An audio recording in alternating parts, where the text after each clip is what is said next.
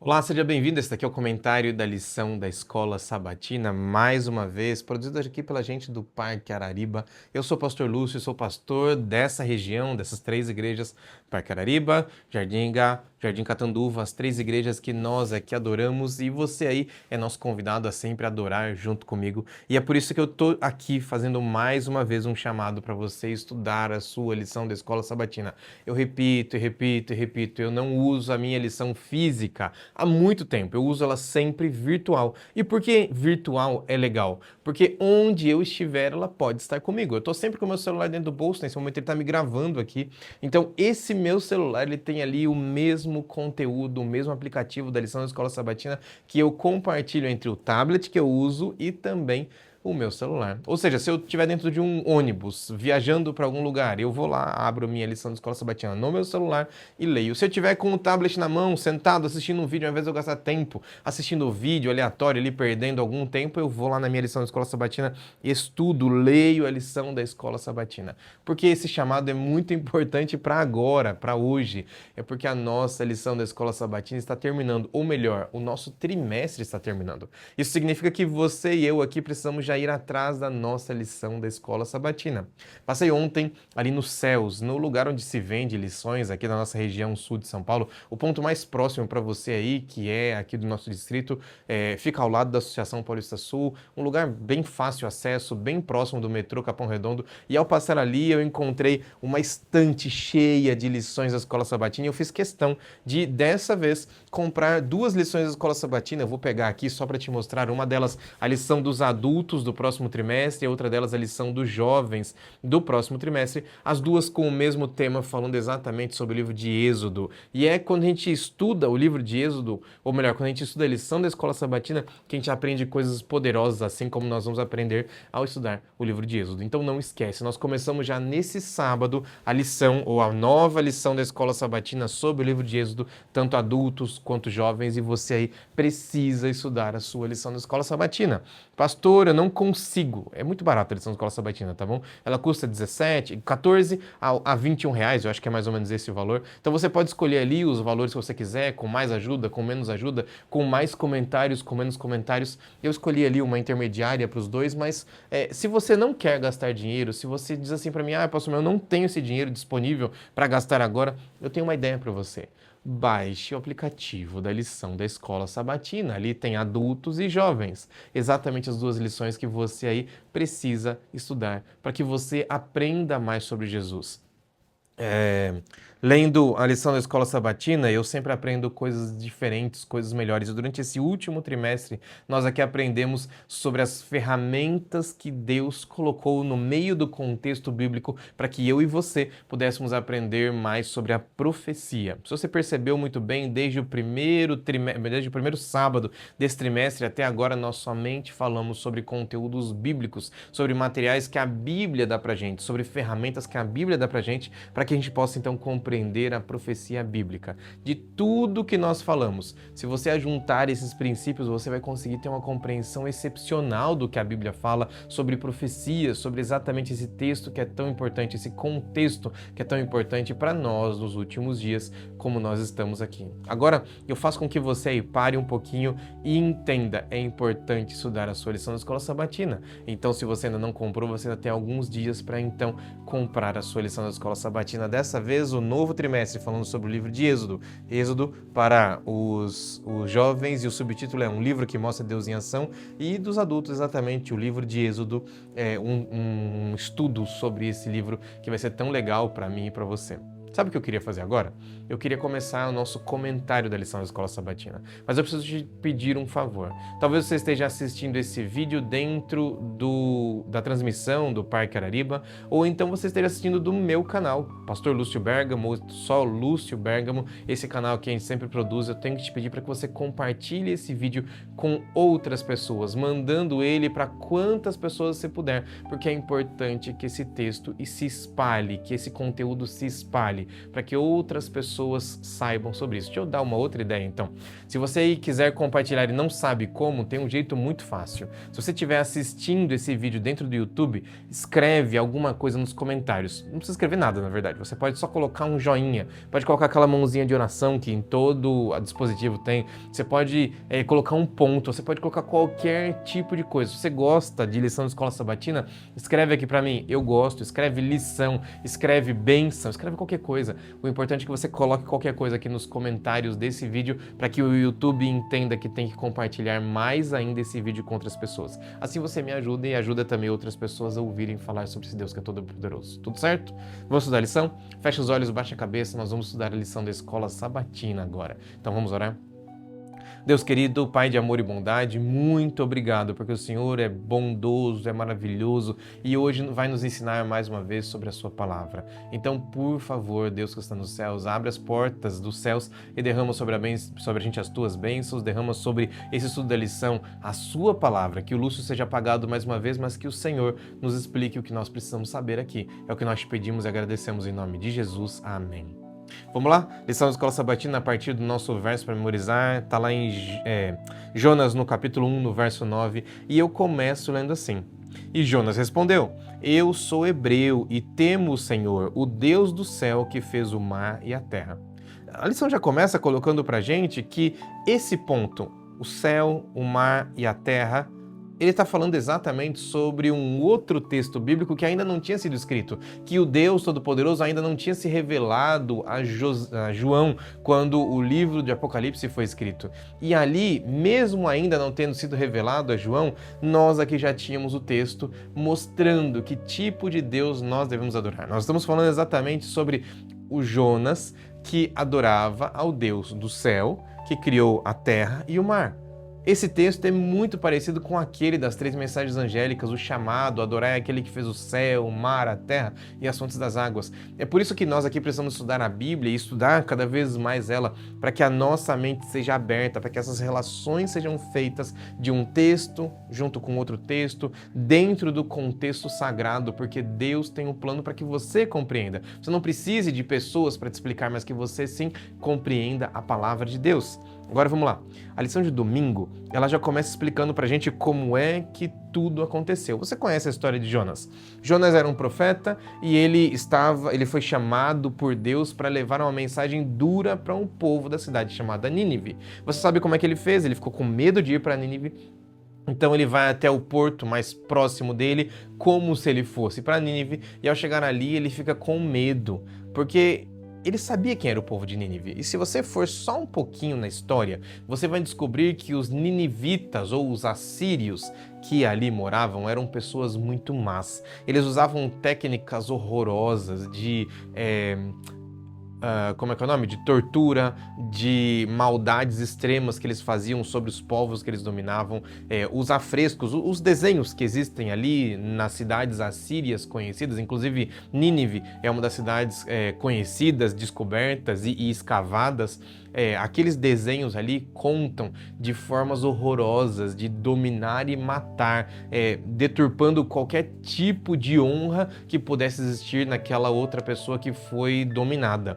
Eles matavam com tal nível de maldade que Jonas, ao ouvir Deus chamá-lo para ir até Nínive, ele fica com medo. E eu também teria medo. Esse daqui é um profeta que a gente conhece por ser um profeta relutante, mas na verdade ele não vai para Nínive porque ele queria desobedecer a Deus, mas ele não vai para Nínive porque ele estava com medo. Para um pouquinho para pensar, se Deus te mandasse hoje para que você pregasse em uma cultura como aquela cultura do islamismo, que pega e mata, o islamismo radical, né? Que pega e mata qualquer pessoa que fale sobre Jesus. E ao você chegar nesse lugar, ou melhor, ao Deus te chamar, você fica com medo. Eu ficaria com medo, assim como Jonas teve. Ele então vai para aquele porto e agora pega um navio na outra direção. Deus então faz um milagre ali, fazendo com que ele seja jogado no mar. durante uma tempestade e um peixe o pegue e leve ele até as praias mais próximas de Nínive. E agora, quando ele vai para Nínive, ele chega ali e, obviamente, ele se prepara para pregar e a história conta, ou melhor, Deus o chamou para que ele dissesse para aqueles moradores de Nínive que eles tinham 40 dias de vida, porque se eles não se arrependessem naquele momento, se eles não fossem no caminho do Senhor naquele momento, Deus iria destruir aquele povo. Olha só que mensagem impopular. O chamado de Deus para a gente, com certeza, é de mensagens impopulares, mensagens que não são famosas, por assim pensar, porque nós estamos sempre chamando as pessoas para que elas se arrependam, para que elas olhem para dentro de si e digam, realmente nós estamos errados. Quem é que fica famoso por falar isso? Nós ficamos famosos por nós concordarmos, por irmos na onda, por sermos influenciadores de coisas que já existem, ou então por entregar coisas que as pessoas já querem ouvir. Quando eu abro a minha mente aqui e tento compreender o que aconteceu com Jonas, Jonas com certeza fugiu porque ele estava relutando em levar a mensagem até aquele povo. Agora vamos lá. A primeira parte da profecia que eu preciso compreender quando eu entendo a história de Jonas é quando eu vou agora para Jesus. Porque Jesus, lá em Mateus no capítulo 12, dos versos 38 a 42, ele é colocado na parede por um grupo de escribas e fariseus.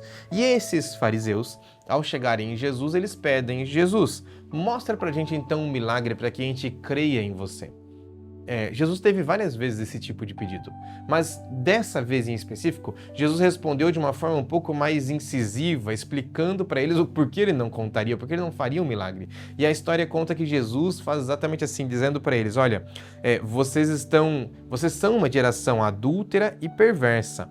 Vocês estão me pedindo um sinal miraculoso? Eu vou dizer para vocês qual é o único sinal miraculoso que eu posso mostrar para vocês. É o mesmo sinal de Jonas.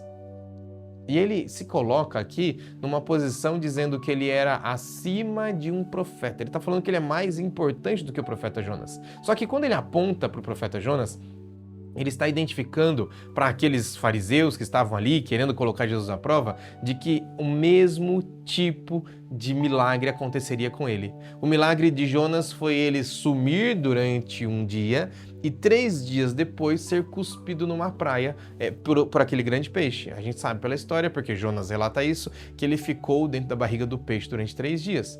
Jesus estava dizendo para aquelas pessoas que ele também ficaria por 3 dias desaparecido, porque ele morreria na sexta-feira e ressuscitaria no domingo. Exatamente assim é a história que Deus está contando pra gente, porque ele está colocando ele mesmo como representado anteriormente por Jonas. E ao ser representado anteriormente por Jonas, ele então agora faria com que aqueles 3 dias que foram um exemplo na vida de Jonas, agora seria não simplesmente um exemplo, mas seria a realidade na vida de Jesus. Muitas vezes as histórias bíblicas elas estão apontando para momentos especiais como esses. Agora vamos lá. Na lição de domingo, a lição declara para a gente que a mensagem do terceiro anjo, ou dos 3 anjos, elas também apontam como Jonas fez. Jonas, ao trazer aquela mensagem impopular, ele primeiro se apresenta dizendo: eu sou alguém que serve ao Senhor, que fez o céu e a terra. E o texto de Apocalipse 14, no verso 7, fala a mesma coisa. Temam a Deus e glorifiquem a Ele, pois chegou a hora do seu juízo, e adorem aquele que fez o céu, a terra, o mar e as fontes das águas. Muitas vezes a Bíblia traz a mesma expressão de formas diferentes. Eu vou dar um exemplo bem simples aqui, só para você tentar entender isso. Sabe aquela fórmula de casamento que nós usamos por muitas e muitas vezes por aí? Quando você vai fazer um casamento, todo pastor tem que repetir as seguintes palavras, né? Você, Joãozinho, vai casar com a Mariazinha, então você promete na saúde e na doença, na riqueza e na pobreza, na felicidade e na tristeza, se encontrar e viver com essa mulher para toda a sua vida? Essa é uma pergunta que a gente faz, tanto para o homem quanto para a mulher. Só que essa pergunta ela tem base exatamente no relato bíblico, quando Jesus termina de criar o ser humano. E ao terminar de criar o ser humano, Adão aparece e fala assim: afinal, essa é osso dos meus ossos, carne da minha carne. Ou seja, osso é uma coisa boa, carne é uma coisa ruim. E ao ele fazer essa comparação, ele está dizendo exatamente de uma forma mais rudimentar o mesmo tipo de frase que nós usamos para representar, ou melhor, para casar as pessoas. Ou seja, riqueza, pobreza, felicidade e tristeza, riqueza, pobreza felicidade, tristeza, doença e saúde. Essas três coisas que nós repetimos é uma forma mais elaborada de dizer o que o próprio Adão disse para Eva quando Deus termina de criá-los, ou seja, quando ele faz, então, o casamento dos dois. Isso é muito interessante porque agora, quando eu chego no livro de Jonas, eu também encontro esse mesmo tipo de relação entre Jonas e o livro do Apocalipse. E ao encontrar esse tipo de relação entre o livro de Jonas e o livro de Apocalipse, eu entendo que, mais uma vez, a Bíblia trabalha colocando um pouco aqui, um pouco ali. Regra sobre regra, regra e mais regras. Aquele texto que você muito provavelmente leu ao estudar a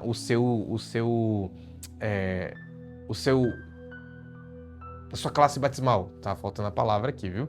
A sua classe batismal. E ao você estudar para se batizar, você com certeza leu esse texto, porque essa é a forma correta de você entender a Bíblia. A Bíblia tem um pouco aqui e um pouco ali. Cada vez eu vou aprendendo um pouco mais sobre a palavra do Senhor.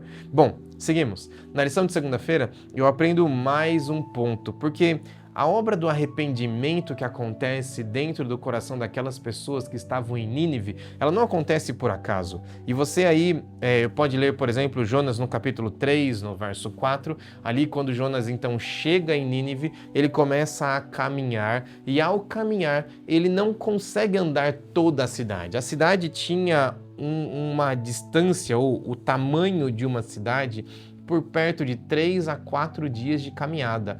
Mas Jonas, ao terminar o primeiro dia de caminhada, já pode ser surpreendido, porque esse é o texto que está lá, ele já é surpreendido com muitas pessoas que se arrependem e compreendem o trabalho, ou melhor, o chamado de Deus para o arrependimento.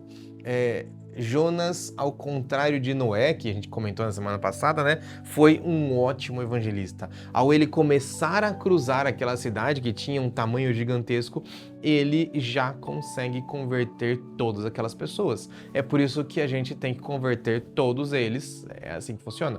Não é assim que funciona.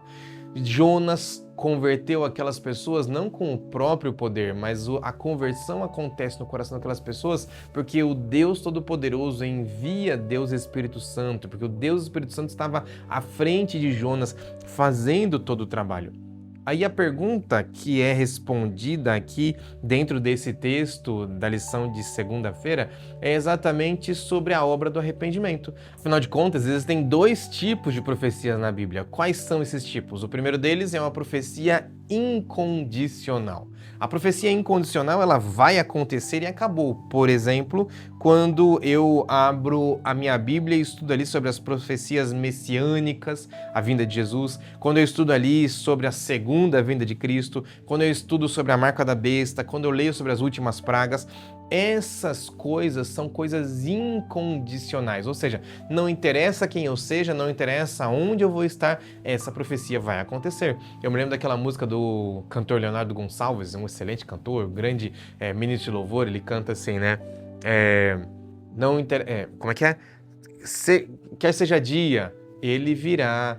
Pode ser de noite, ele virá. E se tiver frio, ele virá. E ele vai cantando e colocando situações que nós aqui colocaríamos como situações de problema, de não dá para cumprir essa situação ou outra, mas Deus disse que vai acontecer, ou seja, ele virá. Se ele disse, vai acontecer e pronto, acabou. Isso é muito importante que você abra tua mente aí para entender.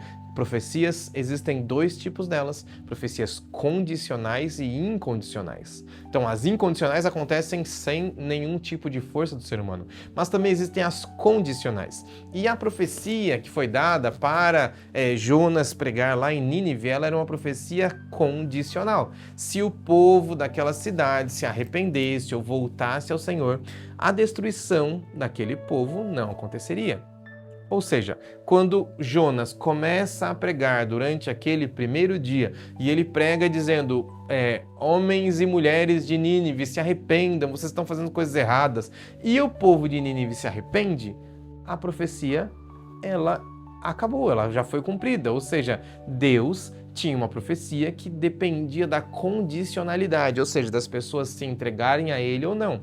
Muitas vezes nós confundimos isso, alguns de nós, até pelo coração endurecido, nós achamos assim, mas esse Deus não sabe o que está fazendo, porque ele promete uma coisa e depois volta atrás. Não, não é que Deus volta atrás, é que existem profecias que têm o cunho ou têm a condição de serem condicionais, mostrando pra gente que existe sim um espaço para arrependimento do seu e do meu coração. Nós podemos sim nos arrepender e podemos buscar ao Senhor. É por isso que a Bíblia também fala que a ira do Senhor virá.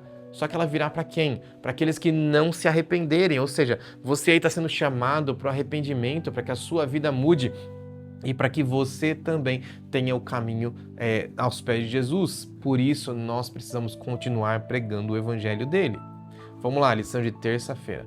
A lição de terça-feira, então, traz um próximo passo. Ao a gente entender o que acontece lá com Jonas, eu já entendi sobre uma profecia condicional, eu já entendi sobre o conhecimento da palavra, afinal de contas, quando alguém conhece a palavra de Deus, essa pessoa tem a obrigação de se arrepender e se entregar ao Senhor. Agora, algumas pessoas conhecem ao Senhor e não se entregam a Ele. E aqui vem o caso que está relatado ali no livro de Daniel, no capítulo 4, ou melhor, Daniel no capítulo 5. Quando Belsazar, ele está ali como um rei regente, como se fosse um rei interino naquele momento, ele era o segundo no comando, e ao ser o segundo no comando, ele resolve então fazer uma semana de festas, como se fosse o nosso carnaval, ele então manda que todos entrem num momento de festa e ele ignora que existiam ali em volta poderes muito fortes envolvendo outros povos que podiam dominar aquela cidade, porque eles achavam que Babilônia seria intransponível, seria uma cidade sem nenhum tipo de condição de ser destruída.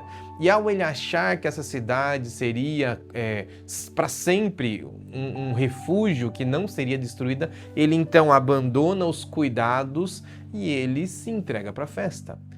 Ao acontecer os dias da festa, o rei Belsazar não sabia, mas do lado de fora existia um outro rei, chamado Ciro, com seu exército, e ele manda então que aquele rio seja quase completamente seco. Passava por ali o rio Eufrates, e o rio Eufrates que passava por dentro da cidade fez para o povo assírio, lembra dos assírios que viriam logo depois da Babilônia, fez com que o povo assírio pudesse entrar dentro da cidade de Babilônia e dominar aquele povo. Agora deixa eu fazer só um link aqui para você ver se você se lembra. De que povo nós estamos falando quando nós falamos sobre Jonas e os ninivitas? Que povo? O reino assírio, ou os assírios. Exatamente o mesmo povo que Deus pede para Jonas ir pregar e chamar aquele povo para que eles se arrependam. Os fatos estão ali trocados de ordem na história, afinal de contas, o povo ninivita precisava ser salvo para que eles pudessem então salvar o povo de Israel que estava em Babilônia. Olha só como é que Deus tenta chamar os povos de várias formas em vários lugares do mundo. Deus chamou você, assim como Ele me chamou, e o sonho dele é que nós todos estejamos salvos lá no céu. Nesse chamado que vem então para os assírios, não existia condicional, mas Deus já conhecia a história de que o rei Ciro viria para salvar o povo de Israel da Babilônia. Como assim o povo de Israel seria salvo por Ciro? Porque se o povo de Israel permanecesse em Babilônia, não existiriam ali condições técnicas o suficientes ou condições favoráveis para que Jesus nascesse em Belém da Judéia e depois vivesse em Jerusalém, trazendo a salvação por meio do povo de Israel. Olha só como é que Deus é poderoso e como Ele planeja todas as coisas. Naquele sonho lá de Nabucodonosor, quando ele sonhou com uma estátua que tinha ali cabeça de ouro, peito de prata, tronco ou abdômen de bronze, e assim os materiais vão diminuindo no meio naquela estátua, naquele desenho de estátua, Deus tinha colocado que cada um dos povos que viria teria um poder específico. A cabeça era de ouro, obviamente, a Babilônia. Só que a Babilônia precisava cair para que então viesse o próximo reino. Naquele dia, volto agora para o rei Belsazar, dentro da Babilônia, dentro da capital da Babilônia, ele estava ali passando por aquela grande festa e ele não se dá conta de que o seu rio tinha sido fechado, ou seja, os exércitos assírios tinham entrado por dentro do leito do rio e invadido a cidade da Babilônia. É interessante porque os historiadores, na verdade, o historiador Heródoto, ele fala exatamente assim, ó: aqueles que viviam no centro da Babilônia não tinham nem ideia de que os subúrbios já haviam sido dominados, pois era uma época de festival. Todos estavam dançando e se entregando aos seus prazeres. Do que a gente está falando? O rei Belsazar, ele, enquanto está naquela festa, bêbado e chamando a atenção para si, para mostrar que eles eram realmente um reino muito poderoso, ele resolve pedir para que sejam trazidos para dentro da festa ali alguns utensílios do templo judeu, do templo hebreu. Por que o templo hebreu era importante? Porque aquele Deus era um Deus todo-poderoso que mandava e desmandava no templo, e todos sabiam disso. Mas quando o rei babilônico fala que ele gostaria agora de usar os utensílios do templo, ele estava realmente indo contra o Deus todo-poderoso. E aí você sabe da história, o rei Belsazar tem uma visão, e aí todos que estão ali veem exatamente uma mão vinda do céu, sem poder ver o corpo, e essa mão escreve algumas palavras na parede, e ao escrever essas palavras na parede, ali estava escrito Mene, Mene, Tekel. Essas palavras significam exatamente pesado, foste na balança e achado em falta. O que é que significa aquilo? Significa que naquele banquete que precisou ser parado porque o rei da Síria estava vindo, o rei da Assíria estava vindo, aquele rei é deposto e em uma noite toda a grande cidade de Babilônia é destruída, ou pelo menos eles são dominados. Agora, para pensar um pouquinho sobre a profecia bíblica, porque Deus já tinha dado para Nabucodonosor exatamente a descrição de que isso aconteceria, não da forma como aconteceria, mas que sim, eles seriam dominados pela Assíria. E tudo isso passa depois por um outro relato, que é de quando Nabucodonosor resolve achar que ele era maior do que Deus, e ali ele então cria uma estátua que não tinha as divisões como Deus tinha feito, mas ele cria uma estátua completamente de ouro. Essa estátua completamente de ouro se mistura com a história dos 3 amigos de Daniel que são jogados dentro da cova dos leões. Percebe que todas essas histórias estão ali juntas e elas precisam ser compreendidas juntamente porque Deus tem um plano para essa história. Deus tem um plano para você, Deus tem um plano para mim, e Ele gostaria que eu e você compreendêssemos o plano dele para que a gente não esteja distante do plano de Deus. Continua comigo. Aquele banquete ele é parado porque o rei Ciro ele entra pelo meio do rio Eufrates, e ao entrar pelo meio do rio Eufrates dentro da cidade da Babilônia, ele domina toda a cidade. Nesse momento a gente precisa fazer uma comparação aqui. Você já ouviu falar durante esse trimestre sobre coisas que significam outras na história bíblica. Por exemplo, Abraão é um tipo de Cristo. Por exemplo, Moisés é um tipo de Cristo. Ou seja, ele exemplifica o que Cristo faria lá na frente. Nesse cenário, Ciro também é um tipo de Cristo. Ciro é o rei da Síria, da Assíria, que vem e domina a Babilônia. Sim, é lógico, Ciro não representa completamente o exemplo de Cristo, assim como nenhum dos outros reis, ou melhor, dos outros tipos, representam exatamente aquilo que eles estão mostrando, ou melhor, o que eles estão representando do futuro. Mas Ciro é um tipo de Cristo, porque ele abre a possibilidade do povo de Israel poder retornar até o lugar onde eles deveriam viver, ou seja, Jerusalém, e reconstruir aquele cenário, ou melhor, aquela cidade. E ao ele se colocar como um tipo de Cristo, ele liberta o povo de Israel da Babilônia. Porque você sabe da história, quando eu vou lá para Daniel, nos capítulos 10, 11 e 12, agora existe ali o relato de quando homens saem da Babilônia por causa do decreto de Ciro e reconstroem a cidade de Jerusalém. Tudo isso acontece porque Deus tem o controle da profecia e da história. E eu preciso terminar tudo isso aqui que nós falamos desde o começo desse trimestre, falando exatamente sobre essa lição da escola sabatina, porque eu e você precisamos compreender os pontos que são importantes da profecia. Mas para a gente compreender os pontos da profecia, eu preciso estudar a Bíblia, a palavra de Deus. Não dá para eu tentar compreender a profecia sem estudar a palavra, sem ter a minha mente aberta, sem querer procurar o conteúdo bíblico onde Deus colocou ele. Por isso, por favor, aqui vem meu chamado para você como pastor. Estude a lição da escola sabatina. Na lição da escola sabatina você vai aprender a fazer esses insights, você vai aprender sobre o conteúdo bíblico, você vai aprender a se apropriar das ferramentas que Deus planejou para a tua vida. Por isso, não deixe de estudar a sua lição da escola sabatina. E mais, não deixe de aprender cada vez mais sobre esse Deus que é todo-poderoso. Nós vamos precisar terminar essa lição da escola sabatina, esse trimestre, os 3 meses de estudo com o texto, ou melhor, com o tema alusões, imagens e símbolos, como estudar a profecia bíblica. Mas eu preciso puxar para você já mais uma vez o chamado sobre o nosso estudo do livro de Êxodo. E você e eu vamos estudar sobre a forma como Deus planejou a salvação lá no livro de Êxodo. Eu tenho certeza que você vai aprender muito sobre isso e você aí, se quiser, vai estar realmente na presença do Senhor. Vamos terminar esse estudo com uma oração? Feche os olhos, baixa a cabeça, vamos falar com Jesus. Deus querido, Deus de amor e bondade, muito, mas muito obrigado, porque o Senhor é Deus poderoso e sempre está junto com a gente. Obrigado pela condição de poder estudar a sua palavra, obrigado pela condição de sermos livres até hoje, de podermos ter a nossa Bíblia, de termos a nossa igreja e podermos sim viver de acordo com a sua vontade. Fica ao nosso lado, nos guia, nos orienta, continua, Pai, dirigindo a nossa vida e nos dando o que nós precisamos para sim podermos ser, para que nós possamos ser fiéis ao Senhor. Fica ao nosso lado e nos ensina. Te pedimos isso tudo em nome de Jesus. Amém. Deus abençoe você. Até semana que vem já com a nova lição da Escola Sabatina. Tchau, tchau. Até.